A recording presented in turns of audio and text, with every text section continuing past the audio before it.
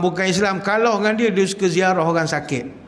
Baik tu orang yang suka ziarah orang sakit, man ada maridan aw zara akhalahu fillah nadahu munadin bi antibta wa taba mamshaka wa tabawata minal jannati manzila.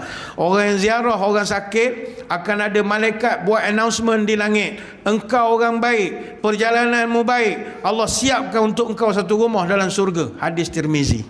Bayangkan tuan-tuan ziarah, katalah kita ke ziarah lorong Bandar Putra 4/3, kita pergi ziarah dia sakit. Ketika kita gerak, ada announcement, teng teng teng teng, untuk makluman orang sekian-sekian nak pergi ziarah lorong Bandar Putra 4/3, sila doakan perjalanan dia, teng teng teng teng.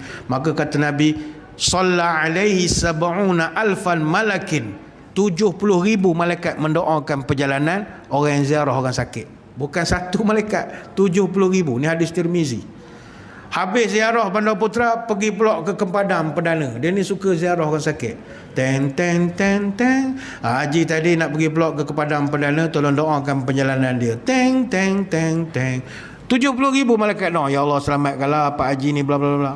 Habis Kepadang Perdana, dia pergi pula Taman Berjaya Permai pula dah kuat betul berjalan pak cik ni.